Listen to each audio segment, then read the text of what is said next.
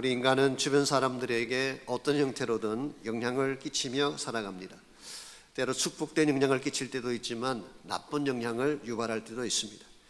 우리는 인생을 살면서 causing blessings, 축복을 만들기도 하지만 때로는 causing troubles, 문제를 일으키기도 합니다. 과연 무엇이 이와 같은 것들을 결정하게 할까요? 우리의 소유나 우리의 외적인 환경이 아닙니다. 우리 안에 무엇을 품고 사느냐가 결정하는 것입니다.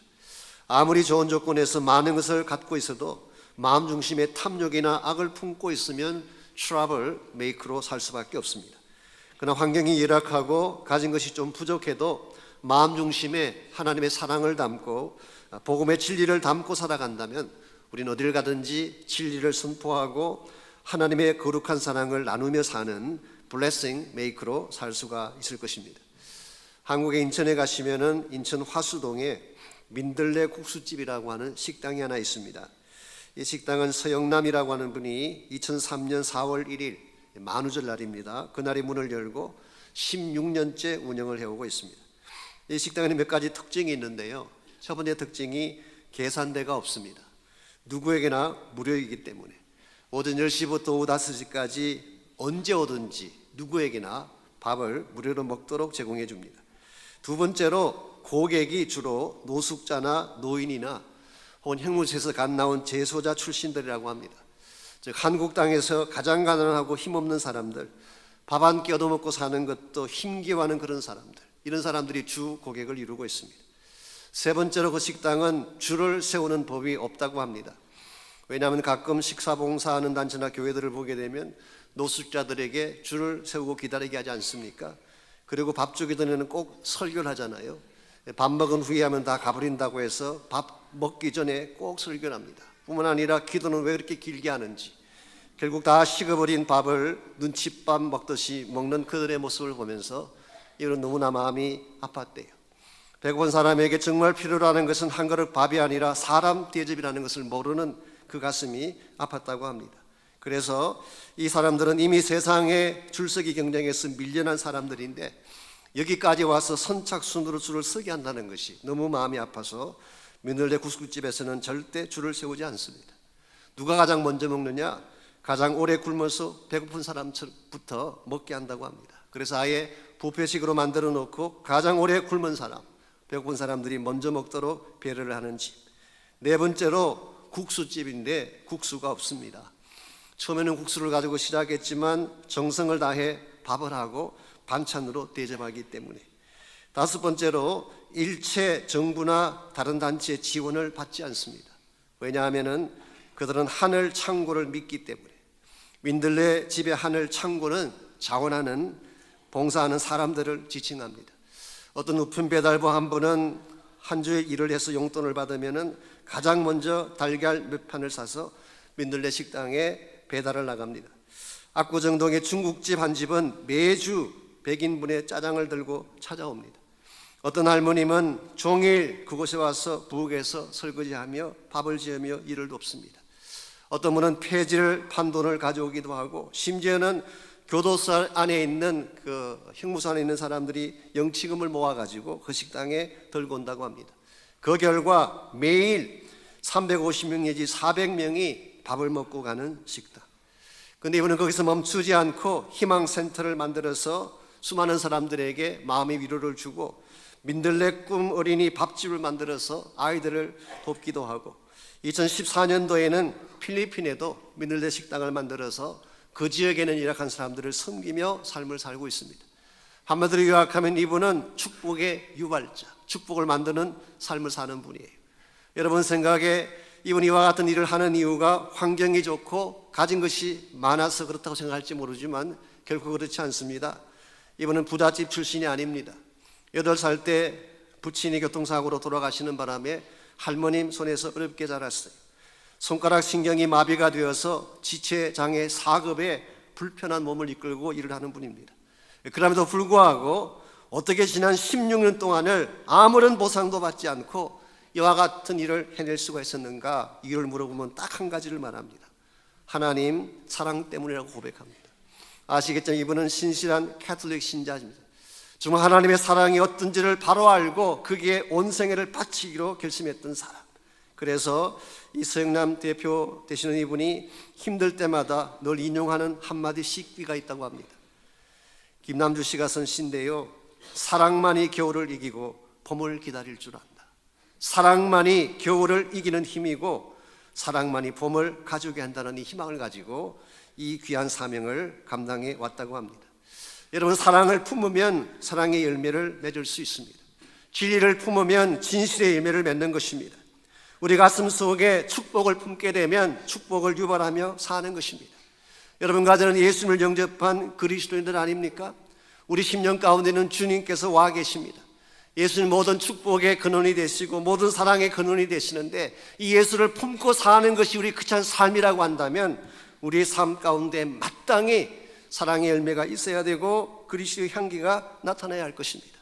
그럼에도 불구하고 얼마나 많은 사람들이 하나님의 축복을 유발하며 살아가기보다는 고통을 만들고 아픔을 만들고 트러블 메이커로 사는 케이스가 얼마나 많은지, 우리가 어떻게 하면 우리가 누구를 만나든지 어디를 가든지 트러블 메이커가 아니라 블레싱 메이커스, 축복을 만드는 자로 살아갈 수가 있을까요?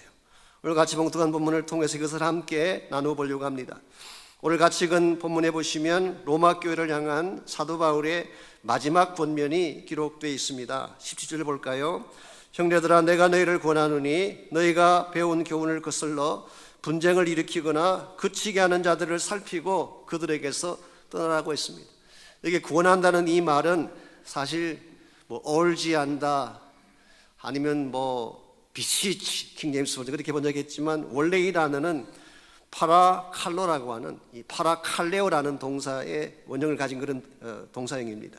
여기서 나온 유명한 명사형, 여러분에게는 익숙하지 않지만 파라클레토스라는 명사가 여기서 나왔어요. 이 파라클레토스라는 이 명사는 요한복음 14장에 나옵니다. 보혜사 성령을 소개할 때 보혜사라는 뜻을 가진 것이 파라클레토스예요. 그러므로 이것은 격려자, 위로자 그런 의미를 갖고 있죠. 오늘 본문에서 바울이 권면하는 이 권면은 사실은 부드러우면서 격려를 하면서 그럼에도 불구하고 엄중한 경고가 담겨져 있는 이와 같은 경고의 말씀. 그래서 윌리엄 바클레는 이것을 one last appeal, 바울이 서신을 마감하면서 마지막으로 호소하는 간곡한 부탁이다, 그렇게 해석을 했습니다.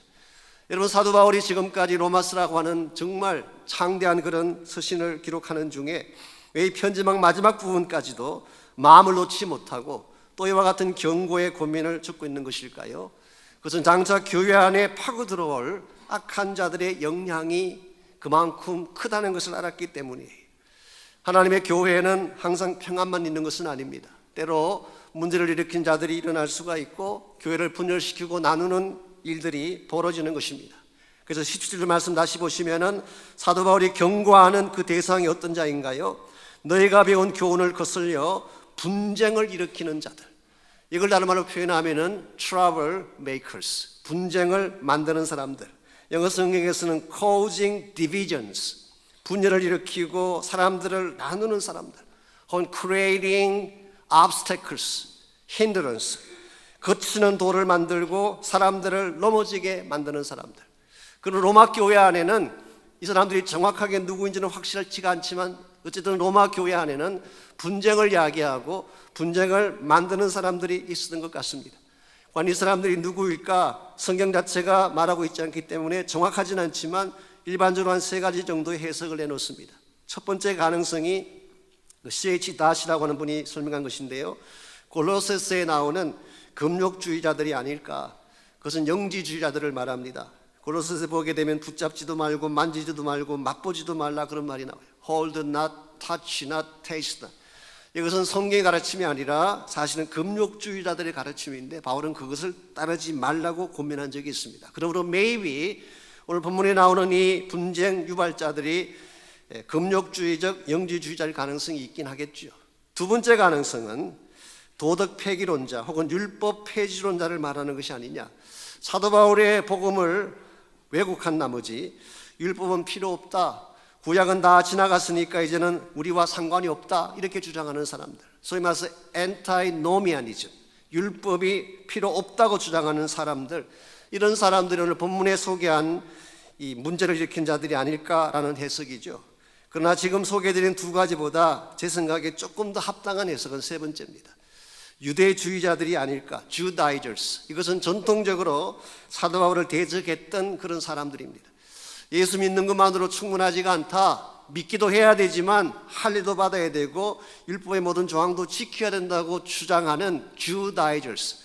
이 사람들이 바울이 어디를 가든지 쫓아다니면서 바울이 개척한 교회에 들어가서 분란을 일으키고 문제를 야기했던 사람들, 이 사람들이 오늘 본문에 소개된 분쟁 야기자들이 아닐까. 그렇게 보는 이유 중에 하나가 오늘 본문을 17 다시 보시면은 너희가 배운 교훈을 거스르는 자들이라고 했어요. 이 교훈은 진리를 의미할 수도 있고 maybe 사도 바울이 전개했던 복음의 진리를 의미할 수가 있습니다. 바울의 복음에 대해서, 하나님의 진리의 복음에 대해서 반기를 드는 사람들, 이런 사람들이 교회를 갈라놓고 분열을 일으키고 공동체를 파괴시키는, 그래서 division makers, 교회 안에 분란을 야기시키는 사람들, 이런 자들이 로마 교회 안에 있었던 것 같습니다. 사도 바울은 이런 자들을 경계하고 떠나라 이렇게 고민을 하고 있습니다. 그러면서 동시에 또 한 그룹의 사람들을 소개합니다. 19절을 보시면은 방금 소개해드렸던 트러블 메이커와는 정반대되는 케이스 사람이겠죠. 19절, 너희의 순종함이 모든 사람에게 들리는지라 그러므로 내가 너희로 말미암아 기뻐한다고 했어요. 여기 말하는 너희는 로마 교회 성도들을 의미하는 것이고 제 생각으로는 로마 교회의 머저리티, 대다수의 성도들을 의미한다고 봅니다. 그 사람들은 사도 바울에게 기쁨을 안겨주는, 내가 너희들로 말미암아 기뻐한다. 그리고 그 소식이 모든 자들에게 들려졌어. 즉 로마 교회 안에 있는 머저리티 성도들이 행하는 그 놀라운 순종함의 소식이 모든 사람들에게 들려지고 사도 바울에게 들려져서 사람들로 하여금 기쁨을 가지게 하는 사람들, 이 사람들을 우리는 기쁨의 유발자 혹은 축복의 유발자라고 부를 수가 있습니다. 이 사람들은 진리를 지키는 사람들, 몸된 교회를 세우는 사람들, 그리고 하나님께서 주신 참된 축복과 소망을 남겨주는 사람들, 이 사람들을 우리는 blessing makers, 축복의 유발자라고 부를 수가 있습니다. 여러분들은 이 두 유형의 유발자들 가운데 어느 유형에 속하시는지요? trouble makers인가요? 아니면은 blessing makers로 살고 있는지요? 하나님은 어떤 유형의 사람들을 기뻐하실까요? 오늘 이 시대 교회에 필요한 사람들은 어떤 유형의 사람일까요? 두말할 필요 없이 축복을 만들고 축복을 나누는 blessing makers일 것입니다. 이런 자들이 많을수록 교회가 건강해집니다. 이런 사람들이 많을수록 세상이 더 밝아지는 것입니다. 하나님 이들을 통해서 어두운 곳에, 정말 척박한 지역에 하나님의 복음의 축복을 일으키시고 생명을 일으키셔서 이 땅을 아름답게 만들어 가실 것이기 때문에, 이런 측면에서 여러분과 제가 정말 예수님을 따르는 주님의 제자라고 말하기를 원한다면 트러블 메이커가 아니라, 분쟁을 일으키는 사람들이 아니라 블레싱 메이커로, 하나님의 진리를 전파하는 블레싱 메이커로 살아가야 할 것입니다. 우리가 어떻게 할 때에 이 땅을 살아가면서 축복을 일으키는 자로 살 수 있을지, 오늘 같이 이 본문에 보시면은 사도 바울은 우리가 어디를 가든지 누구를 만나든지 축복을 일으키며 살아가려면 꼭 필요한 세 가지 요소를 소개하고 있습니다. 첫 번째로, 여러분과 제가 축복을 만들며 살아가려면 우리 안에 먼저 축복의 근원이 있어야 돼요. 축복의 근원을 가져야지 축복을 만들 수가 있는 것입니다. 여러분, 우리 힘으로 축복을 만들어낼 수 있을까요? 우리 힘으로는 절대 축복을 만들 수가 없습니다. 왜냐하면 우리는 근본적으로 죄인이에요. 우리 안에는 선한 것이 없습니다. 우리는 태어날 때부터 sinful nature를 갖고 태어났기 때문에 우리는 살아가는 동안에 필연적으로 죄의 열매를 맺을 수밖에 없어요. 그러므로 우리의 본래 상태로서는 절대로 축복을 만들 수가 없습니다. 그러므로 우리 안에 참된 축복을 줄 수 있는 축복의 근원 되시는 분이 오셔야 돼요. 그분이 누구일까요? 그분이 바로 예수 그리스도십니다. 예수 그리스도 안에는 하나님이 준비하신 모든 축복이 속해 있습니다. 에베소서 1장에 보게 되면 하늘에 속한 모든 신령한 복이 그리스도 안에 있다, 그렇게 말씀하셨어요.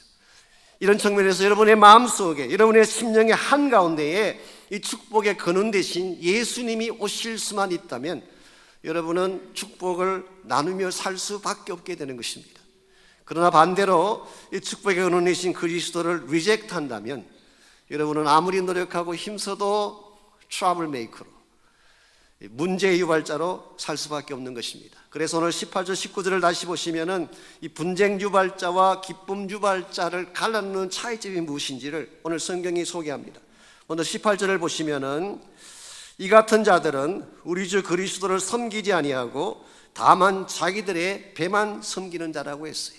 즉 분쟁 유발자의 첫 번째 특징은 그리스도를 섬기는 것이 아니라 무엇을 섬긴다고 했어요? 자기 배를 serve their own belly, 자기의 욕망과 자신의 만족을 섬기는 사람들.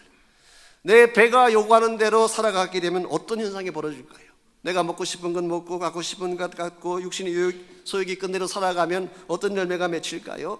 당연히 탐욕과 이기심의 열매가 맺어질 수밖에 없습니다. 남을 파괴해서라도 나의 배를 채우려고 하는 삶을 살 수밖에 없겠죠. 그런데 19절을 보시면은 반대로 기쁨의 유발자들은 누구에게 순종하는 사람일까요? 너희의 순종함이 모든 사람에게 들리는지라 라고 했습니다. 여기에 순종이라는 단어가 나오는데 이 순종의 대상이 누구일까요? 우리말 번역에는 분명히 나와 있지 않지만 New Living Translation을 보면은 좀 더 구체적으로 잘 표현이 되어 있어요. You are obedient to the Lord. 주님께 순종하는 자라고 번역을 했습니다. 예수 그리스도를 내 인생의 주인으로 accept하고 내 마음의 중심에 주님이 계셔서 주님이 다스리게 하는 사람. 예수 그리스도가 우리 안에 들어오셔서 그분이 내 삶을 주관하고 내 마음을 다스리게 되면 여러분 필연적으로 그리스도의 아름다운 열매를 맺을 수밖에 없습니다. 예수님 안에는 모든 능력이 다 들어있어요. 모든 사랑, 모든 기쁨, 모든 축복의 근원이 다 들어있어요. 만일 나의 마음이 그분으로 가득 차 있다면 여러분은 누구를 만나든지 어디를 가든지 축복의 향기를 나타내고 축복의 열매를 맺을 수밖에 없는 것입니다. 오늘 본문을 읽는 가운데 한 가지 짚고 넘어가야 될 이슈가 있습니다. 오늘 본문에 분쟁 유발자가 나오고 축복 유발자가 나오는데 이 두 유형 다 교회 안에 있다는 사실을 주목해야 됩니다. 지금 사도 바울은 교회 바깥에 있는 세상 사람들에게 이 말씀을 적고 있지 않아요. 크리스천이라는 이름을 가지고 교회를 다니고 있는 사람들, 외형상 보게 되면 거룩한 그리스도인처럼 보이는데 그런데 실제적으로 그 마음속에는 예수님이 주인이 아니라 자기의 앰비션이나 탐욕이 주인인 케이스의 사람들, 그런 사람들이 우리 가운데 없을까요? 그리스도인의 옷을 입고 있다고 해서 정말 우리 삶의 주인이 그리스도일까요? 아닌 경우도 많이 있는 것 같습니다. 제가 언젠가 스킵 하이징 목사님 설교를 들으니까 그 미국 가정에 대한 이야기를 그분이 해주셨어요. 한국 가정이 아니고 미국 가정 이야기입니다. 이제 엄마가 두 아들 위해서 팬케이크를 굽고 있는데 첫째 아들은 5살 난 케빈이라고 하는 아들이고 둘째 아들은 3살 난 라이언이라고 하는 아들이었어요. 근데 이 두 아이가 첫 번째 케이크를 자기가 스스로 먹겠다고 싸우기 시작했어요. 여러분, 애들은 음식 갖고 싸웁니다. 어른들은 아닐까요? 어른들도 마찬가지예요. 음식 갖고 싸우는 분들 많이 계세요. 제가 알기로는 더 심하게 싸우면 더 심하게 싸우지 절대 덜 싸우지 않습니다. 이것을 바라본 엄마가 지금이야말로 성경의 진리를 가르칠 좋은 기회라고 생각을 하고 이렇게 아이들에게 물었습니다. 얘들아, 만일 예수님이라면 지금 뭐라고 말씀하실 것 같니? 그리고 엄마가 답을 줬어요. 틀림없이 이렇게 말씀하실 거야. Let my brother have the first pancake. 내 형제가 먼저 팬케이크를 갖게 하리라. 내가 양보할게 라고 말하지 않겠냐고. 그 말을 들은 5살짜리 형이 동생에게 말했습니다.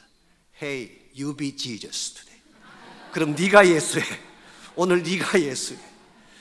제가 그 이야기를 들으면서 참 여러 가지 생각이 들었습니다. 여러분, 평소에는 여러분이나 저나 다 예수님 이름 불러요. 다 예수님이 소중하다고 말합니다. 어떤 분들은 예수님 이름을 암송하듯 외우며 다니는 분도 계세요.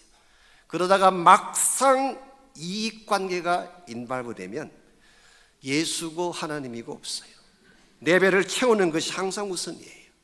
오늘 우리의 마음 가운데에 정말 근본적으로 나의 배가 아니라 예수 그리스도가 나의 주인됨에 대한 고백과 선포가 없이는 참된 차원의 성수로 나갈 수가 없어요. 교회를 오래 다닌다고 될 문제가 아닙니다. 여러분께서 어떤 직함을 자랑한다고 될 문제가 아니라 내 마음의 중심에 누가 계시느냐가 중요한 것입니다. 여러분 마음속에 예수님이 늘 임재하시기를 축원합니다. 주님이 여러분을 다스리시고 여러분 인생의 주권자가 되시기를 바랍니다.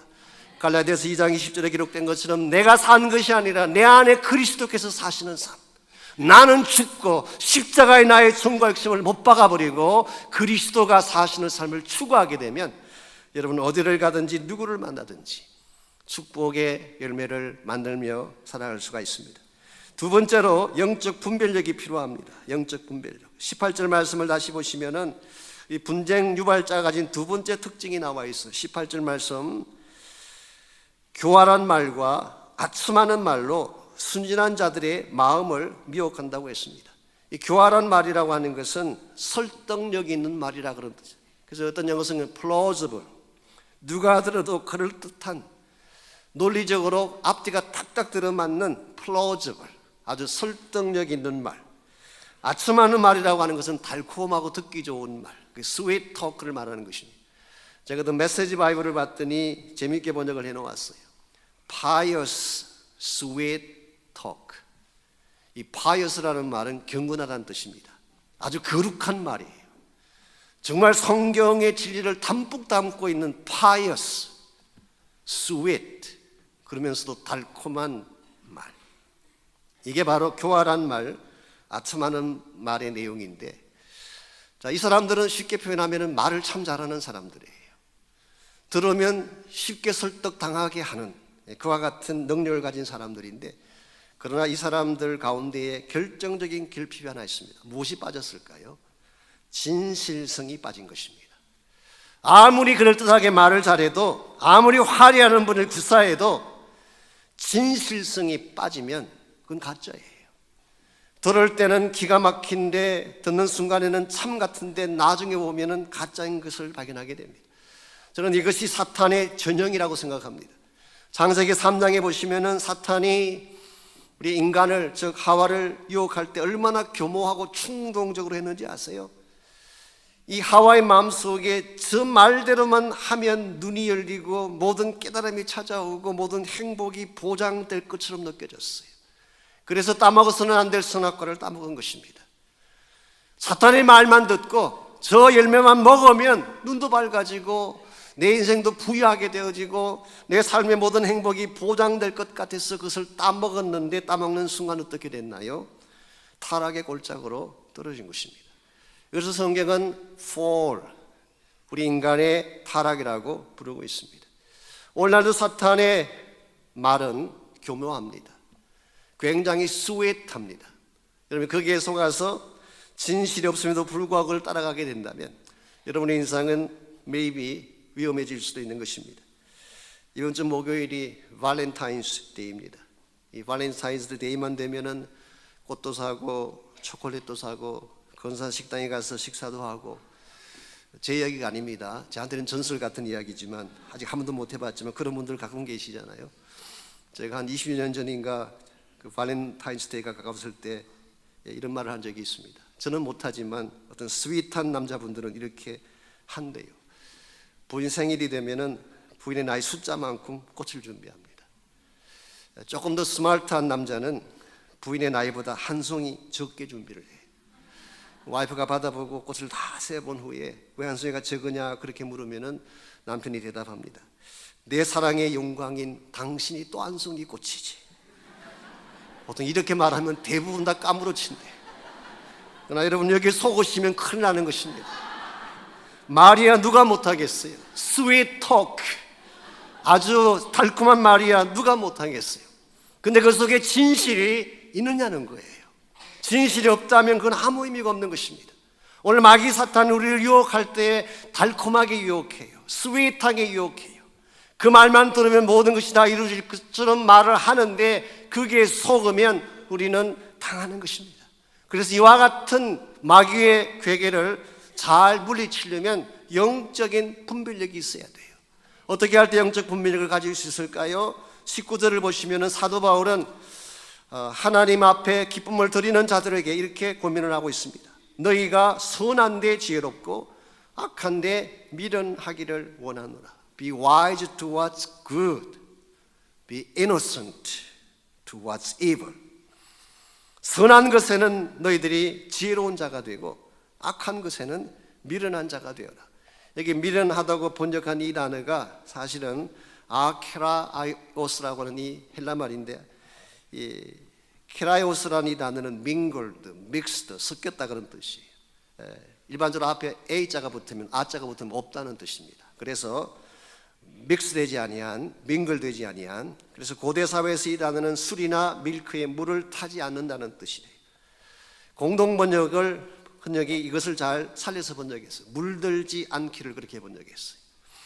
오늘 우리 인생 가운데는 우리를 크라프트 시키는, 우리를 오염시키는 많은 악들이 있는데 이 악들에 대해서는 물들지 않고 하나님의 선한 것을 분별하는 데는 지혜를 가지라는 뜻이에요. 그래야 여러분과 제가 바른 판단력을 가지고 이 시대를, 혼탁한 이 시대를 이겨갈 수가 있는 것입니다. 지금 우리가 사는 이 시대는 어느 때보다도 혼란한 시대입니다.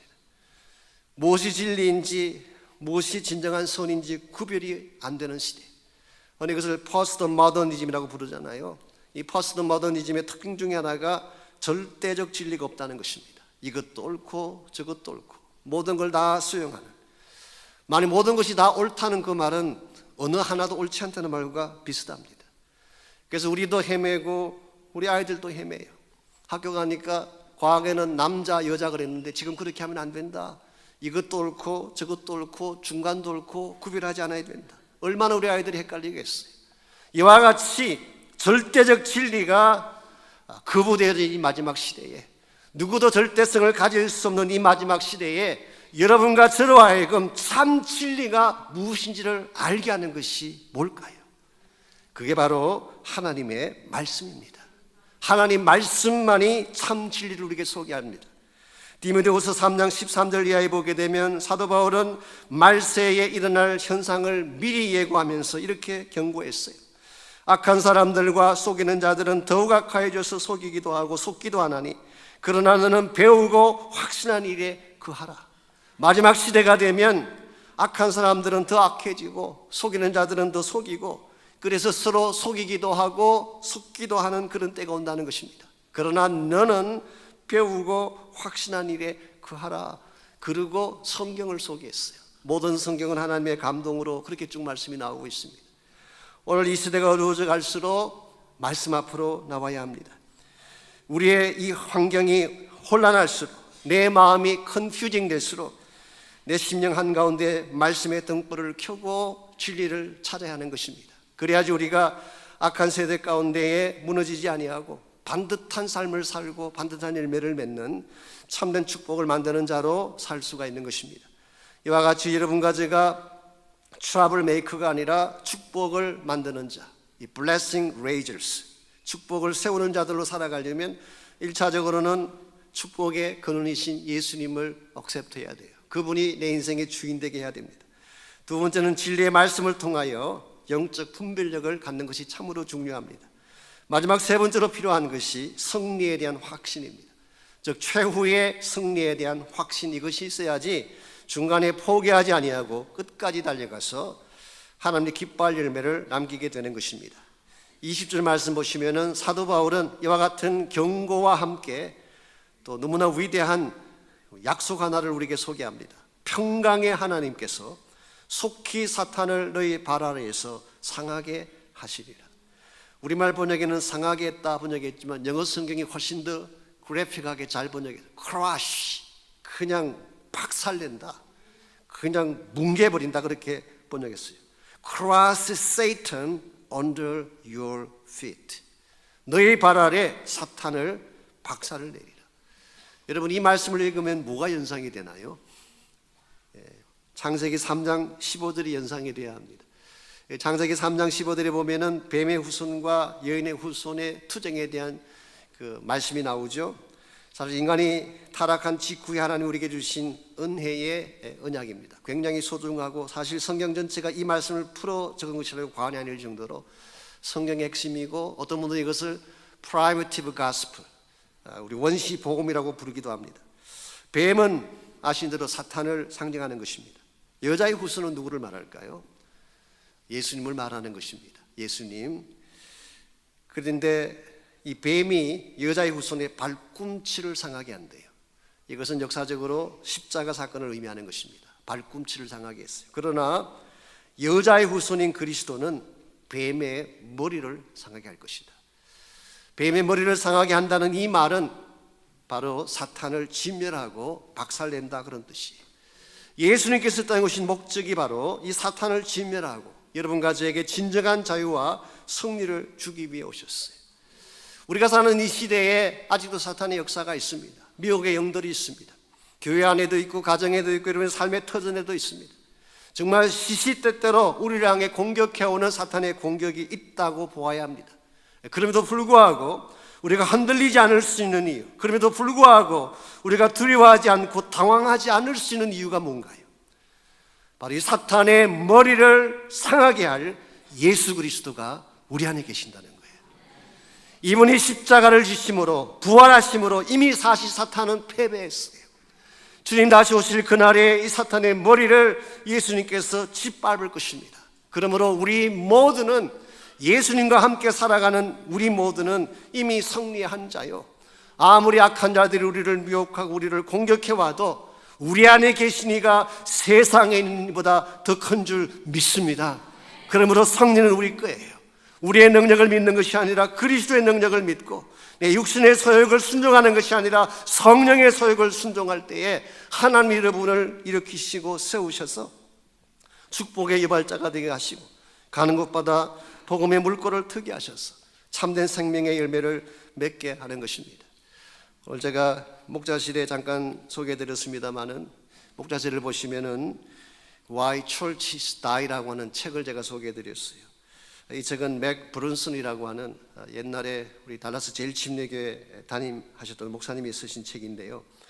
그분은 그 책 속에서 현대교회를 치명적 독이 퍼져가는 몸으로 비유를 했어요. 우리 몸 안에 아주 치명적인 독이 주사가 됐는데 이게 서서히 퍼져가는 것으로, 그러므로 죽는 것은 시간 문제예요. 죽어가고 있는 상태에 있는 것입니다. 사실 오늘날 미국만 그런 것이 아니라 우리 강호 목사님 대화 나눠보니까 한국은 더 하대요. 한국에서는 예수 믿는 사람 보면 이상하게 본대요. 이 사람 좀 살짝 간 사람 아니냐, 어떻게 예수를 믿냐고. 지금 그런 시대가 됐습니다. 이와 같은 시대에 어떻게 죽어가는 교회를 다시 회복시킬 수가 있을까? 그 책에 보게 되면 우리 맥 브룬슨 목사님은 크리스천 삶의 그 모습을 세 가지 단어로 소개했어요. 첫째가 convert, 이 개종자를 말합니다. 예수 믿고 구원받은 사람들. 오늘 대다수의 교회들은 여기에서 멈춘다고 합니다. 교회 들어와서 복음 듣고 구원받으면 대체 fine. 그래서 구원받은 것으로 멈추는 교회들이 참 많대요.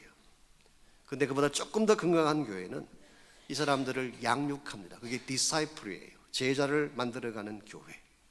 그래서 대다수의 건강한 교회들은 여기까지를 합니다. 이것도 굉장히 좋은 거고 아름다운 것이죠. 그래서 교회 나오는 분들을 말씀을 이렇게 가르치고 양육하고 프로그램을 집어넣고 소위 말하는 영양가 있다는 주사는 다 놓아서 살이 찌게 하는 것입니다. 근데 보통 여기까지 돼요. 그래서 교회 안에서 양육받고 말씀 듣고 제자가 되기까지는 했는데 여기서 멈추기 때문에 교회가 교회다워지지 못한다고 지적했어요. 세 번째 단계가 헬라말로 아포스톨로스, 여기서 나온 영어가 아포슬, 사도라고 번역을 하지만 아포스톨로스라는 단어의 근본 의미는 보냄받은 자라는 뜻입니다. 하나님의 교회 안에 성도들이 와야죠. 당연히 양육받아야죠. 그래서 양육받아서 아주 살이 찐 양이 되는 것, 여러분이 만일 거기까지가 교회의 사명이라고 생각한다면 절대로 교회는 살아날 수 없습니다. 교회는 아무리 숫자가 많아져 가도 결국은 교회는 메인티넌스 하는 기관으로 전락할 수밖에 없어요. 여러분, 교회의 사명이 메인티넌스인가요? 미션인가요? 미션입니다.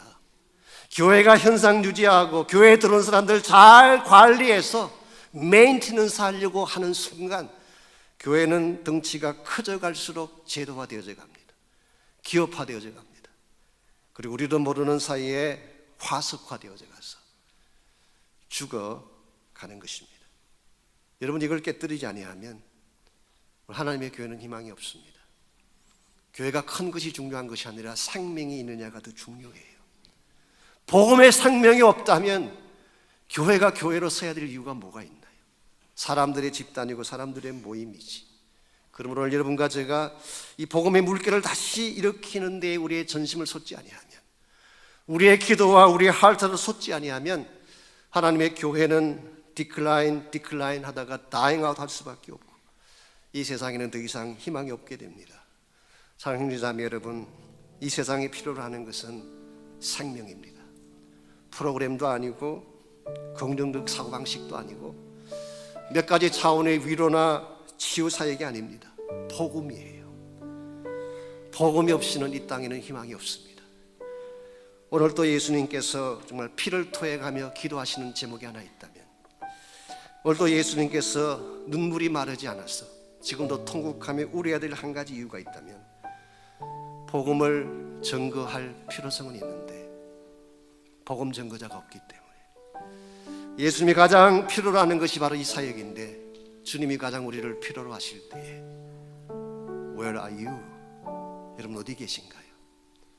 편안한 자리에 앉아서 누리고 축복을 삼키고 내 몸을 살찌우는 이것이 우리의 모습이 되어야 할까요? 아니면 힘들지만 나가는 자가 될 때, 복음 들고 나가는 자가 될 때, 선교지로 나가고 세상 밖으로 나가고 아이도 이 복음을 알지 못하는 수많은 사람들을 향해 나갈 때에 우리 자신도 하나님이 기뻐하실 삶으로 변화될 수가 있고 또 하나님의 나라도 확장이 되어지고 이 세상에도 희망이 생깁니다. 이것을 위해 오늘 저희 교회가 페이트 제20기를 시작합니다. 여러분 가운데 아직도 마음을 들이지 않은 분들, 그냥 구경꾼으로 가만히 계시는 분이 혹시 있다면 꼭 오십시오. 이것만큼 절박하고 이것만큼 소중한 과제가 없습니다. 우리 하나님은 기도하기를 원하는데요, 기도할 때에 우리 안에는 아직도 내가 너무 많습니다. 우리가 주를 섬긴다고 고백은 하지만 나의 배를 섬기고 나의 탐욕을 섬기고 나의 욕구를 섬기기 위한 열망이 얼마나 많은지요. 이 시간 우리 안에 있는 이 모든 나의 잘못된 욕심들을 다 십자가에 못 박아버리고 이제 내가 사는 것이 아니라 그리스도께서 사시는 삶을 살도록, 내가 나의 일을 행하는 것이 아니라 내 안에 계신 그리스도가 나에게 생명의 일을 행하게 하시고 축복의 일을 행하게 하시고 복음의 사역을 감당하게 하시도록 이제 우리 자신을 내어드리며 기도하는 시간이 있기를 바랍니다. 오늘 시작되는 페이트 20기 가운데 하나님 기름 부어주시도록 기도하십시오. 온 교회가 함께 참여할 수 있도록 모든 성도들이 관심을 가지고 주님이 가장 간절히 원하는 이 사역 가운데 온 교회가 함께 동참하며 나갈 수 있도록 우리 나같이 한 목소리로 우리 기도하겠습니다.